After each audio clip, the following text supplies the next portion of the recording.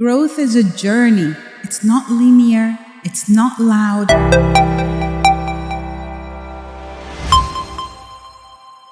Assalamu alaikum wa rahmatullah. I am Mufida and welcome back to the channel. Today we're going to be diving into something very close to my heart.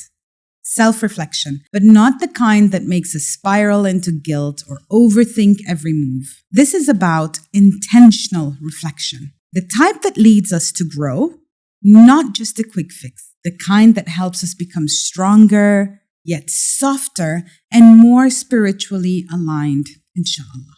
Let me paint for you a quick picture. Have you ever had a moment where you snapped at somebody and then 5 minutes later you thought, why did I even say that? That kind of reflection is reactive reflection. This is normally based on guilt or embarrassment. Intentional reflection, though, sounds more like, what happened there? Why did I react like that? And what can I do differently next time? One type of reflection keeps you stuck, while the other helps you rise. Now, here's a simple analogy. Imagine you spilled something on your favorite outfit. Reactive reflection is scrubbing it aggressively and ruining your fabric. However, intentional reflection is checking the label, finding the right treatment, and then gently cleaning it. Same situation, but completely different outcomes. Now, let me welcome you to take a deep breath with me. Let's do it. Now, let's go deeper into this. Let's look at how our beloved Prophet Muhammad sallallahu alaihi wasallam modeled reflection, not with judgment, but with a lot of wisdom. One of the most beautiful things about Prophet sallallahu alaihi wasallam's character was his ability to respond thoughtfully. He never reacted impulsively or from a place of ego. One story that I always think about is when a Bedouin man came and pulled his cloak so harshly that it left a mark on his blessed neck. The man demanded charity. Now, most of us would have gotten angry or felt insulted. But the Prophet ﷺ smiled, gave him what he asked for, and responded with a lot of kindness. Now, most of us would have gotten so angry or felt very insulted because we would be thinking, why is he doing it to me? But do you know what the Prophet ﷺ did? The Prophet smiled. He gave him what he asked for, and he responded with a lot of gentleness and kindness. The Prophet ﷺ's way was that he was trying to understand where this Bedouin was coming from. Why was he being so aggressive? What were his needs? He was hungry, he was needy, he needed charity. And that was what he was there for. And so the Prophet ﷺ did not take it personally. He didn't let his ego get in touch with the whole situation. He looked at the situation and reacted to it responsively, with kindness and gentleness. Now that is not weakness. That is mastery of the self. He was never emotionally hijacked. His insights were always patience and self-awareness.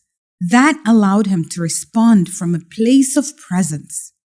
He showed us that strength lies in pausing, understanding the situation, and then responding accordingly, not reacting. What if we did the same?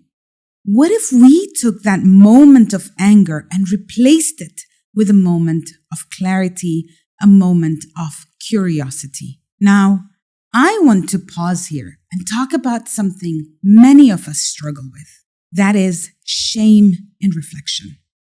Sometimes what we call reflecting is actually just us beating ourselves up. We say things like, why do I keep doing such things? Why am I such a failure? I'm never going to change. Very hurtful to the self. That, my dear, is not reflection. That is judgment. Shame closes the door to growth. It whispers in our ears, you're broken. You're not good enough. You're always making mistakes. But intentional reflection, what does it tell us? You're learning. You're growing. You are just enough. Islam teaches us about muhasabah. Muhasabah is holding ourselves accountable. But this accountability is always rooted in taqwa, returning to Allah, not in drowning ourselves in blame. Reflection should bring us clarity and peace, not pressure. So, if you've had a tough week and you're already being hard on yourself, let's take a moment. Let's pause. I want you to ask yourself, if my best friend made the same mistake I did, what would I say to her? Why am I gentler and kinder and more loving to others than I am to myself? Now, when you think about it in that way, once you know what you would say to your best friend, that is what you need to say to yourself. I want you to learn to treat yourself with the same gentleness that you would offer somebody you love. Now, I want to share with you a powerful tool I use with my coaching clients and with myself. It's a very simple cycle that anybody can use to reflect deeply, but very gently. The first step is understanding what actually happened. When we're reflecting in this phase, you just want to focus on the facts. No drama, no storytelling, no extra spices added, no emotions added, just what are the facts and what happened. Imagine it like a CCTV camera. Then, step 2, why did it actually happen? During the step, you want to be kind and gentle by understanding the real reason why you are reacting. What is the reason behind your reaction? What is the reason that you are exhausted? Are you overwhelmed? Are you stressed? On this stage, you are in detective mode. You're gathering the reason why. You are not in judgmental mode. This is very important when doing this. Then, once we've gathered all that information, we've understood what happened, we've understood why it happened, our step 3 is, what am I going to do about it? What is my next step? What is one little small step I can do or I can learn and I can take to grow from this whole experience that has just happened? I'll give you a real example. Let's say one day you came home from work and you shouted at your child. So we are going to follow the 3 steps. Step number 1, what actually happened? I walked into the house, my child spilled milk on a new carpet, and I shouted. So what happened was that they spilled something and you were already stressed. So that is the what. Now I want to know, why did I react? And you come to find out that you've had a very tough day and you hadn't eaten all day. So you start to think, I know the why, I know what happened, but what can I do better next time? My child spilling on a carpet is a natural thing that might happen even to me. Why am I being reactive to my child? So what am I going to do next time? I'll make sure I take a pause, could be a 3-second pause or a 5-second pause, before I respond. And the response can be very reflective, where you and your child have a conversation about how we're going to clean up the mess and how we're going to be careful next time. And for my low energy irritability, I'm going to make sure that I have snacks handy so that I avoid it. Let's look at another example. Let's say you did not pray Fajr. So the first step is, what happened? I overslept. Number 2, why did it happen? Well, I stayed up really late, scrolling. I set an alarm, but I didn't hear it. So I'm feeling a bit of guilt, but I don't want you to look at it from a place of guilt. I want us to think, what will I do next time? So the plan is, moving forward, at 9 p.m., my phone is going to be at the other corner of the house. These reflections, if you notice, are not about blaming yourselves. They are about understanding yourself. With each one, you learn, you grow, you get closer to who you want to be. If you are wondering how to start, here's small steps that you could do on a daily basis, on a weekly basis. They are prompts that you could try. You could do it as a journal, you can voice note yourself, or you could just reflect in your head before you go to bed. Question number 1, what did I learn from this situation? Question number 2, how do I feel in the moment and why did I feel that? Number 3, is there something I can change in my next reaction? It's always about what's next. Number 4, what small step can I take to improve things? You could even add, what was one beautiful moment in my day? Just to keep the lens of gratitude open and positivity. Reflection does not need to be deep therapy. It can be light but meaningful. But most importantly, it has to be gentle and kind. Let me share with you a very personal story.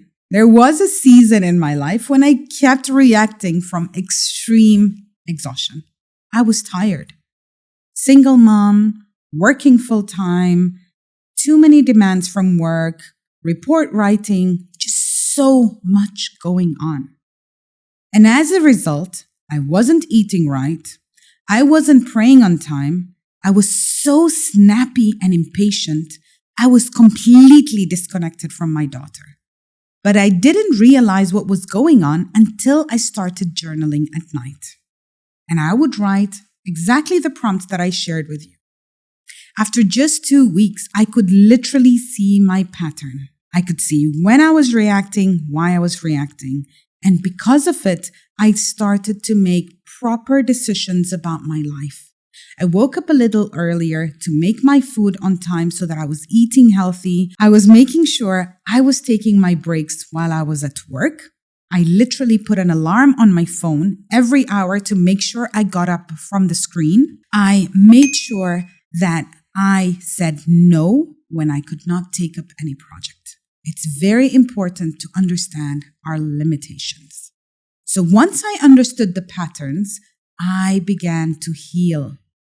It wasn't because I had answers, but it was because I had better self-awareness. That's what intentional reflection gives us. It gives us awareness. It helps us recognize the cycles we're stuck in, and it helps us gently walk away from them. So here's your invitation. Try the reflection cycle this week, even if it's just once. Use the prompts. Write them, you can say them, you can think them, but what's most important, and I keep repeating, is we have to come from a place of compassion, a place of gentleness, a place of kindness. Please let me know in the comments what your experience was, what came up for you, and what actually surprised you from your reflections. And if this episode helped you in any way, please subscribe, hit that notification bell so you don't miss the next one. Share it with a friend who might be in need of some gentle growth right now. Growth is a journey. It's not linear. It's not loud. Sometimes it's just sitting in silence with yourself and asking, who am I becoming? Reflection isn't just to fix what's broken. It is to nurture what is already beautiful within yourself. So, until next time, keep it positive.